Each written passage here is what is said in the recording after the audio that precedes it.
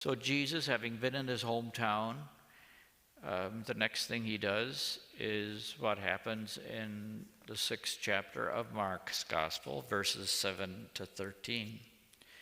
And so I will read them, and then we'll go and reflect piece by piece. Jesus summoned the 12 and began to send them out 2 by 2 and gave them authority over unclean spirits.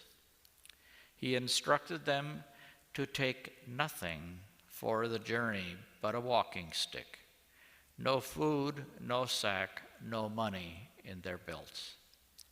They were, however, to wear sandals, but not a second tunic.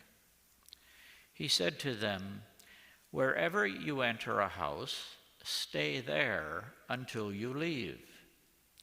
Whatever place does not welcome you or listen to you, leave there and shake the dust off your feet in testimony against them."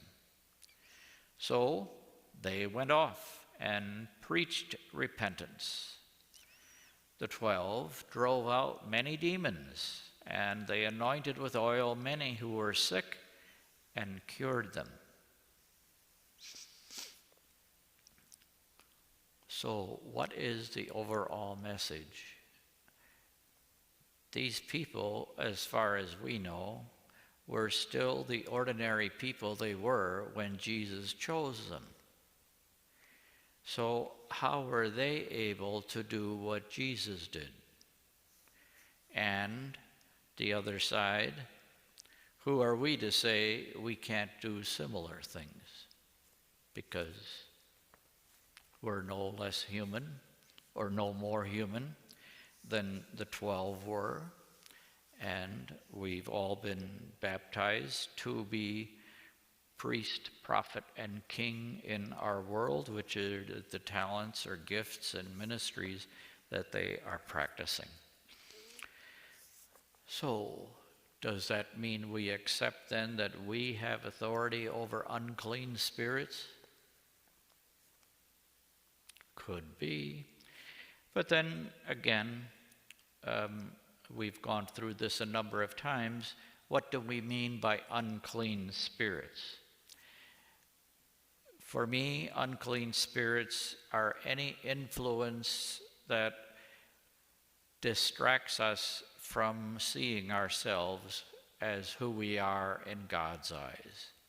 Anything that interferes with our grasping as fully and consciously as possible that we are God's beloved, I would consider an unclean spirit.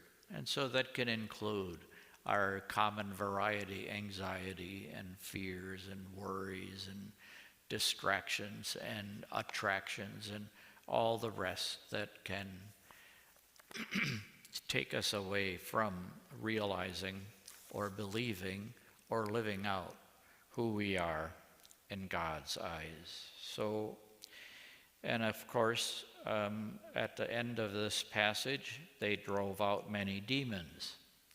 Another word for unclean spirits, or from my understanding of things, another word for our garden variety, worries, anxieties, fears, frustrations,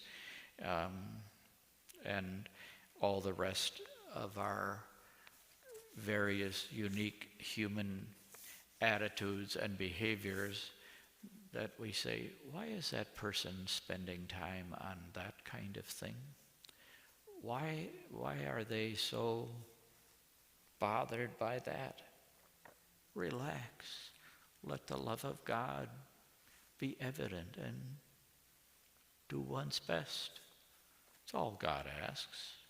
Rather simple, isn't it? Well, it could be more simple, I think, for many of us, beginning and ending with the one whose lips are flapping.